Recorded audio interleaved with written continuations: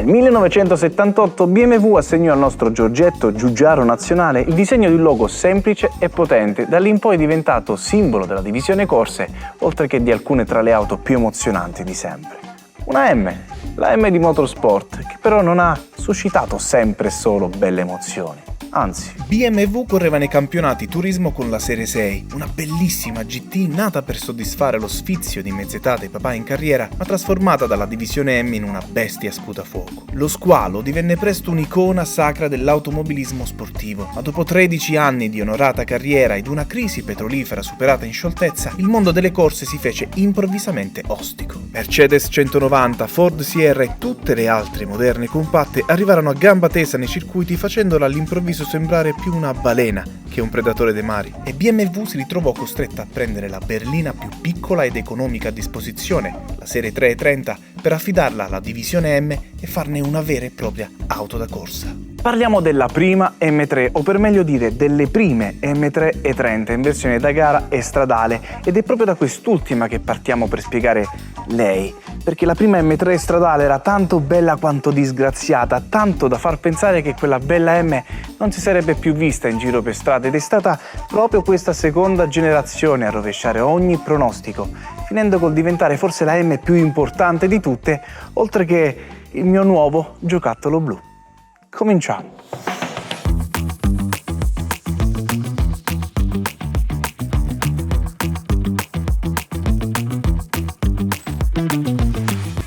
Questo video è supportato da AC Restauropelle di Alessandro Cantarelli, un vero e proprio maestro nel restauro conservativo della pelle e delle plastiche, soprattutto per auto d'epoca e youngtimer come questa qui. La sua esperienza decennale sugli interni in vera pelle gli permette di restaurare mantenendo originalità, e nonostante il nome, le sue abilità si estendono anche ai cruscotti, ai volanti in legno e bachelite, ma anche e soprattutto ai tasti retroilluminati, che con l'età diventano appiccicosi e talvolta illeggibili.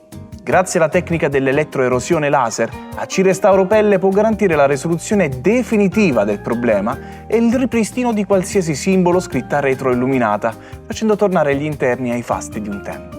AC Restauropelle garantisce un servizio di alta qualità per auto di alto livello, e le recensioni su Google parlano piuttosto chiaro e forte. Torniamo al video.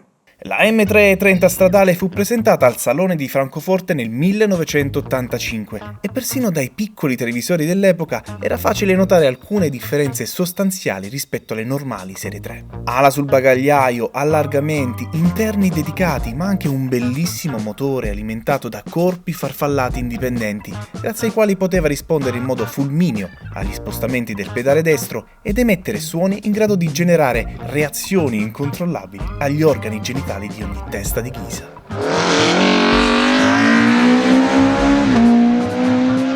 Una volta superato l'apice del godimento corporeo, però, guardandola con un pochino di attenzione in più, era possibile notare che quella non era proprio la E30. Su una base così leggera e spoglia, il solito trattamento dimagrante M non era stato abbastanza efficace, e nonostante le prestazioni del tutto notevoli, il livello della competizione fu semplicemente così alto da costringere la divisione M a misure drastiche. La prima M3 stradale condivideva con la serie 3 di nonno Antonio giusto il cofano, il tettuccio e i pannelli portiera, portando a due effetti indesiderati impossibili da ignorare.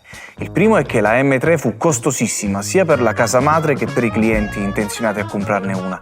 Il secondo effetto, forse anche un po' derivato dal primo, è che la M30 stradale che ne derivò fu un incredibile, gigantesco fiasco commerciale. Parliamo di un'auto eccezionale, bellissima e divertente nelle strade tortuose, ma i costi di gestione erano troppo alti e le modifiche l'avevano resa un po' scomoda da usare, soprattutto considerando che con il suo motore a 4 cilindri da 195 cavalli, circa 100 in meno della versione da gara, su strada doveva urlare un bel po' per star dietro alle altre berline, persino a quelle BMW. Un po' in tutto il mondo, ma soprattutto in America e Canada, moltissimi preferivano la sorella minore 325i, che costava il 30% in meno e barattava una ventina di cavalli con 2 cilindri in più ed un'esperienza tutto sommato migliore. La prima M3 era un'auto perfetta per i poster da cameretta, ma impegnativa da avere in garage, e le vendite stagnanti portarono addirittura BMW a simulare che ci fossero troppi ordini per rallentare invece la produzione fino a quasi spegnerla. era comunque diventata una icona e quindi era stupido non fare una seconda serie della M3, ma era importante che stavolta vendesse anche e soprattutto nella forma stradale, perché alla fine l'impegno nelle corse serviva a quello. Bisognava fare una lista di tutti gli errori fatti fino a quel momento e trarne fuori gli insegnamenti per fare una vera e propria Ultimate Driving Machine. E la fortuna volle che di errori in quel periodo ce ne furono forse anche di peggiori. Nel 1985 venne inaugurata la divisione ricerca sperimentale Technic, un club di nerd un po' strambi ma assetati di scoperte e tanto bravi da diventare il cavallo di battaglia del marchio. Il loro aiuto portò BMW ad un livello tecnologico mai visto prima, con disegno digitale CAD, studi in galleria del vento ed addirittura banchi prova che simulavano gli stress del circuito. Ma fu la messa in vendita del progetto Technic Z1 con quelle portiere così strane ed il suo retrotreno Z-Link a segnare l'inizio ufficioso di una fiducia costosa. I vertici affidarono alla divisione l'impegnativo compito di sviluppare una nuova ammiraglia BMW, mettendo a disposizione l'incredibile budget di 1,5 miliardi di marchi tedeschi, circa 866 milioni di euro odierni. Parliamo di un rischio finanziario enorme, un budget mai visto prima, in grado letteralmente di far fallire l'azienda. Ma volevano essere sicuri di sostituire lo squalo con un'auto altrettanto iconica, e ci riuscirono, più o meno. Nel 1989 venne svelata la serie 8 E31, una Gran Turismo a motore V12 che stupì tutti con le sue linee modernissime, ma anche e soprattutto con la strabordante quantità di tecnologia. Messa a confronto con la V12 venduta da Ferrari, la 412, la serie 8 sembrava uscita dal futuro, con i tergicristalli che regolavano la pressione sul vetro in base alla velocità di marcia, con bancate motore che si disattivavano in caso di malfunzionamento e con addirittura l'opzione per impostare una combinazione di tasti che fungeva da codice di sicurezza per poter accendere l'auto. Queste funzioni, come altre 1000, erano diventate possibili grazie allo sviluppo del sistema CAN bus, che connetteva le varie parti elettroniche in modo che potessero comunicare tra loro e con l'utente, che con l'OBC, onboard computer, poteva adesso fare cose mai viste prima. Era un passo avanti enorme. Forse anche un po' troppo. E in fondo fino a pochissimi anni prima i clienti BMW coi soldi facevano a gara con gli sfidanti Mercedes a chi aveva gli interni in pelle di animale più estinto e guidavano auto il cui corrispettivo da gara sputava fiamme nei circuiti. Adesso però si ritrovavano un computer tra le mani, un 5000 V12 che non faceva un filo di rumore ed un'auto che nel complesso era in grado sì di impressionare, ma non di emozionare come la vecchia Serie 6. Con la serie 8 e 31 avevano effettivamente previsto il futuro dell'auto di lusso, ma nonostante le vendite non furono scarse, queste non bastarono a coprire gli investimenti, aggiungendo casini finanziari a quelli già causati dalla M3. A questo punto non ci fu più scelta. La divisione Technic e quella Motorsport vennero prese per le orecchie da mamma BMW e costrette a collaborare, perché con l'arrivo delle giapponesi si rischiava sinceramente di finire a zampe per l'aria. Era necessario iniziare a pensare in maniera più tridimensionale, facendo collaborare meccanica e tecnologia, muscoli e cervello, M-Technic. Ed è qui che arriva la nostra M3, oltre che il mito della BMW anni 90. Nel Salone di Ginevra 1992, appena un anno dopo l'arrivo della nuova serie 3 E36, venne svelata al pubblico la nuova BMW M3, che stavolta era fin troppo simile alle versioni normali. Il nuovo approccio, che coinvolgeva le due divisioni già dalla fase di sviluppo della versione base, aveva preparato le fondamenta per un importante rovesciamento di identità. La nuova M3 non era più una scomoda e costosa auto da pista stradalizzata, ma piuttosto una auto da strada affidabile e pratica come una BMW, ma veloce e divertente come una supercar. Ricordate, auto belle da avere in garage, non sul poster, e per raggiungere questo risultato BMW mise in campo la tecnologia della serie 8, la ciclistica innovativa della Z1 e qualsiasi asso nascosto nella manica con lo scopo di creare una serie 3 incredibile che potesse poi diventare una vera M senza troppi stravolgimenti, giusto con un po' di cervello e muscoli all'unisono. La scocca era in sostanza sempre quella disegnata per le versioni normali da Pinky Lai, Klaus Lute e Boek Boyer, con la sola aggiunta di alcuni fazzoletti di rinforzo e qualche dettaglio estetico. Gli interni erano sempre quelli, con giusto qualche badge in più ed una coppia di sedili sportivi. La ciclistica cambiava in pochissimi dettagli ben studiati ed il motore siglato S50 B30, stavolta a 6 cilindri, altro non era che una versione elaborata di quello montato sulla 325 che, condito dalla salsa M, raggiungeva i 286 cavalli a 7000 giri e divertiva con i goduriosi corpi farfallati indipendenti. Da vicino però stavolta non c'erano sorprese, la nuova M era proprio una serie 3 a tutti gli effetti, proprio la stessa che nel frattempo soddisfava gli amanti della tecnologia, quelli delle auto ben fatte, le pop star ed addirittura le principesse. Nonostante non fosse dura o appariscente come la volevano gli appassionati della vecchia generazione, nonostante l'aumento delle dimensioni, la E36 stracciò la E30 praticamente in tutto: prestazioni, affidabilità, sicurezza, ma soprattutto vendite. Nonostante il prezzo ancora impegnativo, le bastò un solo anno per superare i numeri di vendita totali della generazione passata. La cosa ancora più assurda è che questo risultato avvenne senza tutta l'America del Nord. Le auto sportive preferite dagli americani erano tutte V8 o almeno turbo, e gli studi di settore suggerivano che difficilmente un 3000 aspirato a 6 cilindri li avrebbe impressionati, se non per girare l'insalata. Nonostante i miglioramenti sostanziali rispetto alla E30, la nuova M3 rimaneva comunque una scelta discutibile per le lunghe strade dritte americane, e considerando che il prezzo sarebbe anche aumentato di molto con le nuove normative anti-inquinamento, BMW decise di non vendere la nuova M3 in America e Canada. Difficile sapere se fu la scelta giusta, forse un po' sì, ma questa decisione, proprio come il battito d'ali di Lorenz, diede inizio ad una lunghissima catena di eventi. Negli uffici di BMW iniziarono ad arrivare decine e poi centinaia di lettere, ognuna contenente la richiesta motivata per poterle avere anche lì, oltre che certe volte la promessa formale di acquistare una o più M336 nel caso in cui fosse stato possibile. Non email e non messaggini, centinaia di nomi ed indirizzi firmati e tracciabili, e deve essere stata una bella soddisfazione per gli ingegneri, almeno fino a quando i dirigenti non hanno deciso di farlo davvero. Per abbattere i rischi, agli ingegneri venne chiesto di sviluppare una versione dedicata per quei mercati. Il motore venne sostituito con una variante semplificata senza i corpi farfallati, senza l'elettronica speciale e quindi anche senza vanos speciale. Ma altri interventi colpirono addirittura anche la ciclistica e la dotazione di bordo, con addirittura dei fanali in plastica al posto di quelli in vetro.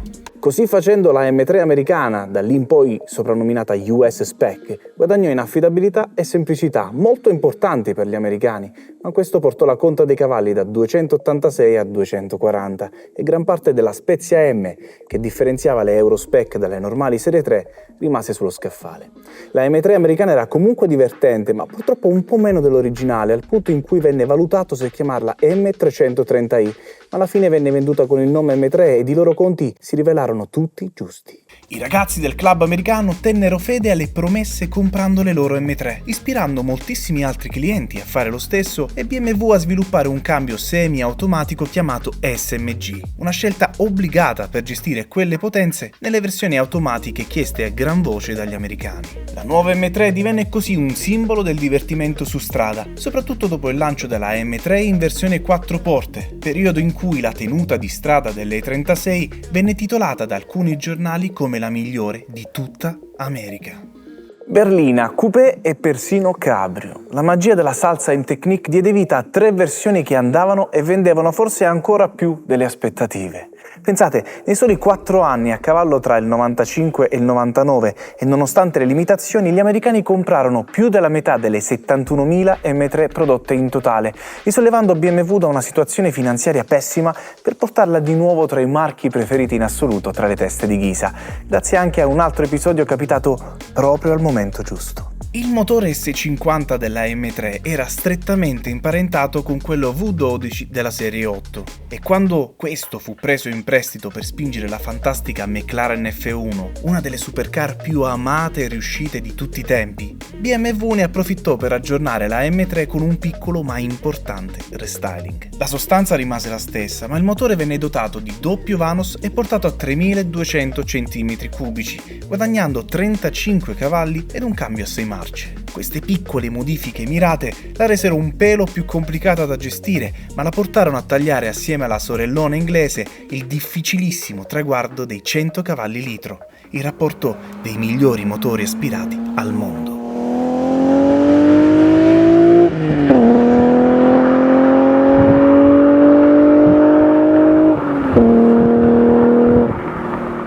Anche in questo caso però gli americani rimasero a bocca asciutta e nonostante la loro versione gli fosse in realtà piaciuta, sì, decisamente, questo ci riporta alle conseguenze di quel famoso battito d'ali. Nel 2000 venne presentata la M3 E46, diretta derivata da questa, ma venduta nelle concessionarie americane uguale e spiccicata a quella europea, e questo permise a tutto il Nord America di poter finalmente assaggiare quel pepe che da loro semplicemente non c'era. Nei loro pensieri e quindi poi anche nel cinema, nei videogiochi, nei vlog di YouTube ed in tutte le comparative possibili, la M346 era una cosa completamente diversa, 100 volte meglio rispetto a questa generazione, e questa opinione diffusa ha avuto un peso importante sulla reputazione della E36, che da allora è stata considerata un po' una generazione di transizione. Ma il tempo racconta tutt'altra storia. Questa generazione ha trasformato il significato della sigla M3, rimettendola in cima alla catena alimentare sportiva, ma spargendo allo stesso tempo un po' del suo DNA in ogni Serie 3.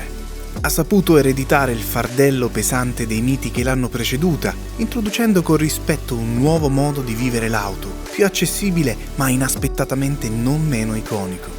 Il suo design difficilissimo da migliorare è riecheggiato in quelli proposti poi da Pinky Lie, in Porsche, come anche in BMW, che da allora la celebra con gli specchietti a doppio braccio. E lo stesso vale per la sua tecnica, da allora in poi presa come riferimento.